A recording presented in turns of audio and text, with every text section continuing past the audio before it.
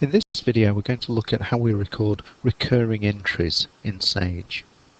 Now, often businesses will have the same transactions being recorded perhaps every day, every week or every month. These are commonly associated with standing orders and direct debits where the same amount is either being paid or received every period. Now, where we have this situation, we can set up a recurring entry on Sage so that Sage will do the recording for us rather than us having to go through that process ourselves.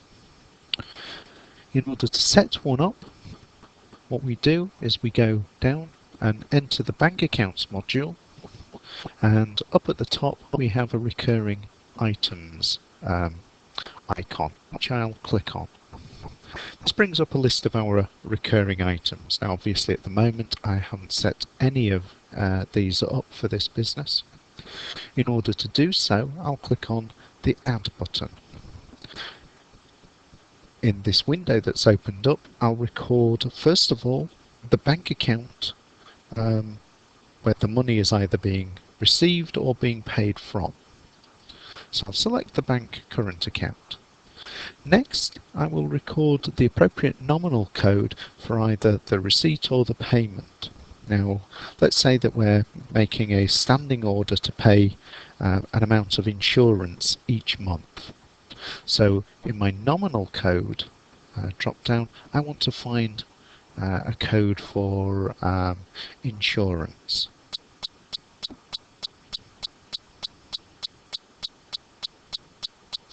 So I can find code 8204, click OK. Then I'm going to record some further information about the recurring entry. Is it a bank or cash or credit card payment? Is it a receipt? Is it a transfer between accounts? I can select a variety of different options here, but let's say that it's a bank payment, so I will select that bank, cash or credit card payment. In the transaction reference, well, this is a standing order, so I'm just going to record it as STO. Then we've got transaction details, so here I will write a summary of what's being paid. So payment to RAG Insurance.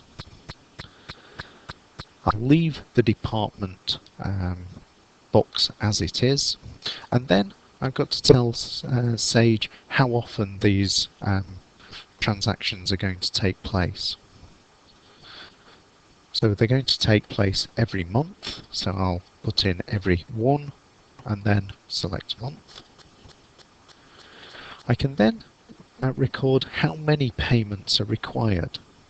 Well, for this particular standing order, we're going to have 12 monthly payments.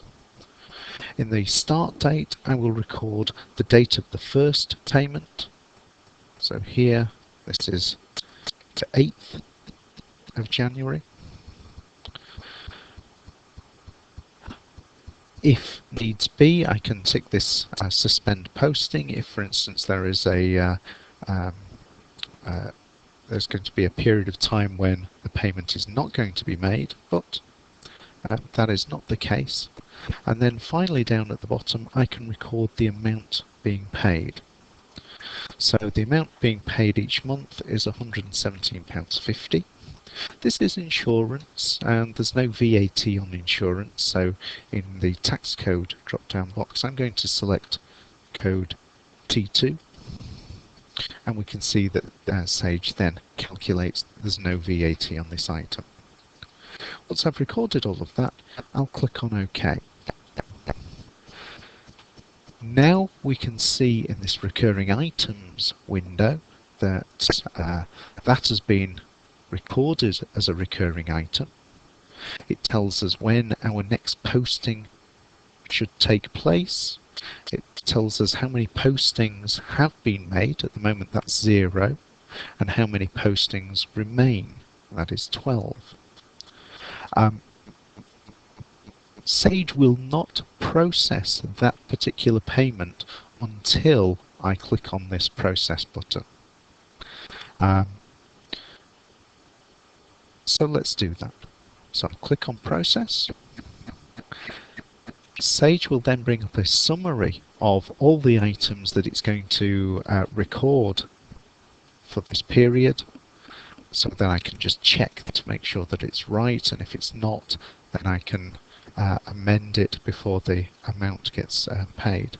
But if I'm happy that that is going to be paid, I'll click on post, and now Sage has recorded one payment of £117.50 in respect of insurance.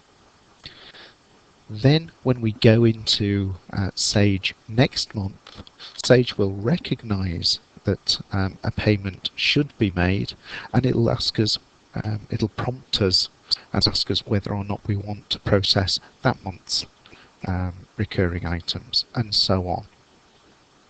So that's how we record a recurring item in Sage.